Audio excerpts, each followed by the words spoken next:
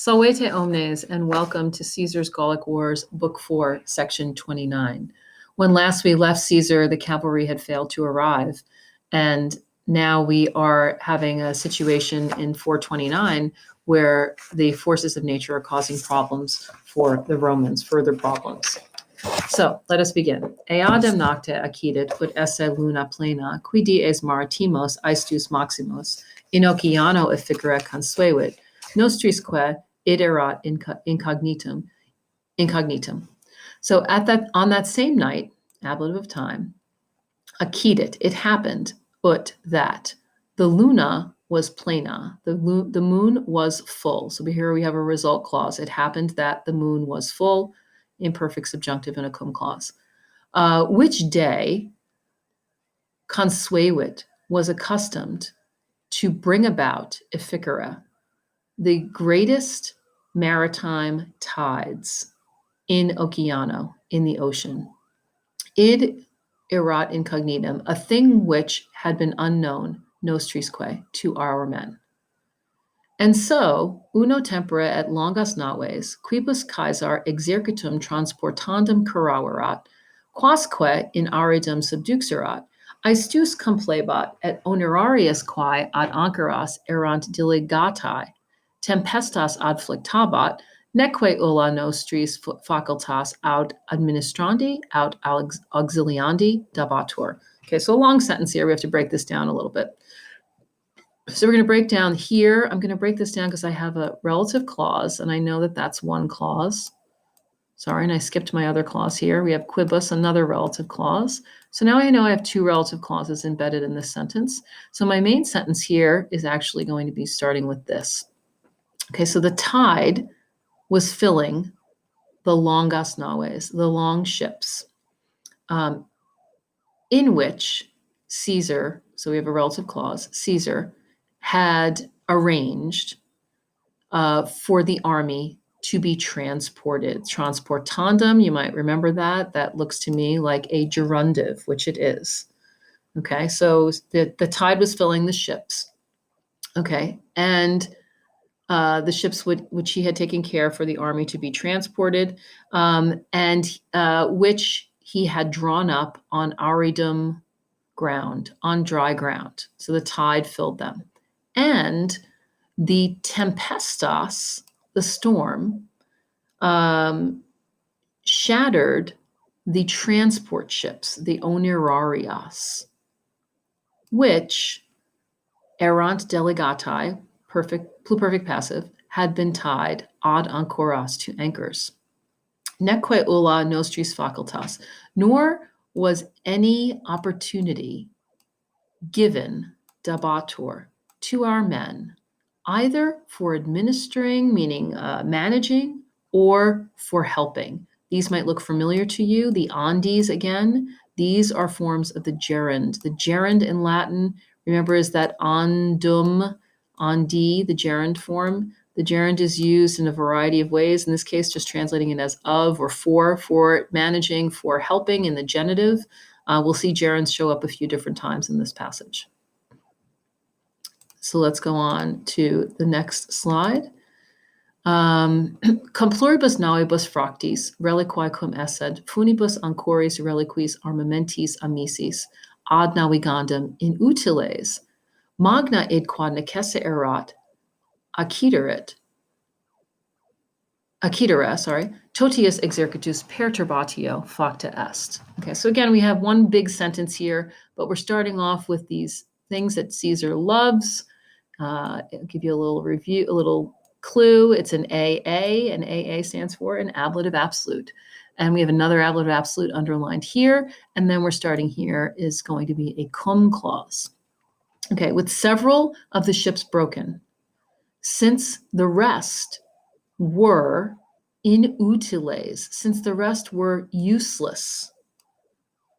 Ad navigandum, does that look back to that last passage, right? Navigandum, the andum is a gerund. Here we have a gerund again with ad to express purpose, for the purpose of sailing. Okay, with several of the ships broken, since the rest were useless for the purpose of sailing, with their funibus and ancoris and reliquis armamentis lost, with their ropes and their anchors and their remaining tackle having been lost. Okay, so since all of this happened, with all these things happened, a magna perturbatio. So those are both agreeing with each other. And if you look at the word perturbatio, it looks like almost like disturbed, perturb. So a great disturbance of the totius exercitus, of the whole army, a great disturbance of the whole army in the genitive, facta est, was made, id quod necesse erat accidere, a thing which was necessary to happen. So of course they have all these troubles, and so we're going to have a great disturbance happening in the army. Okay, continuing on. Let me erase that. Okay. Neque enim naves erant alii quibus reportari passant, et omnia deerant quae ad reficiendas naves erant usui, et quod omnibus constabat hiemari in Gallia a portere, frumentum in his locis in hiemum provisum non erat. Okay, so nor for, they just like to use this word for nor were there other ships by which they were able to be brought back. So remember, portare is to carry back. This is a passive infinitive. Remember, the I at the end of it, replacing the E would make it passive. For nor were there other ships in which they were able to be brought back. Et omnia deerant, and everything was lacking, quae ad reficiendas naves erant usui, which was useful ad reficiendas naves. Take a look at this again. Reficiendas naves. What is that? We have another gerundive. Here we have a gerundive. It's plural and feminine. That's why we know it's a gerundive. It actually agrees with naves. And this is used with ad again to express purpose. So for the purpose of repairing the ships. And everything was lacking, which was useful for the purpose of repairing the ships. And because it was decided by everyone that it was proper to spend the winter in Gaul. So it was decided that head verb, right? Main brain verb plus accusative plus infinitive would create an indirect statement. It was decided that it was proper. So a portere here is going to be really like the subject of the indirect statement, even though it's in the infinitive. Because it means it was proper. So it was proper. So it's kind of the infinitive and the subject to winter in Gaul. Winter, by the way, is a deponent verb. And so because it was decided by everyone that it was proper to winter in Gaul, grain non erat provisum had not been provided in his locis, in these places, in hiemem for the winter. Okay, so let's do a quick review so you remember all the things that were happening here. So what happened on the same day as the storm? On that same night it happened, the moon was full. And so the full moon is causing the Romans to have some problems with tides. And the Romans didn't really understand, they didn't know about this before. The warships, if we go down here, the longes naves, were getting filled up. The tide was filling up the warships. And what happened to the transport ships? The transport ships the storm shattered the transport ships.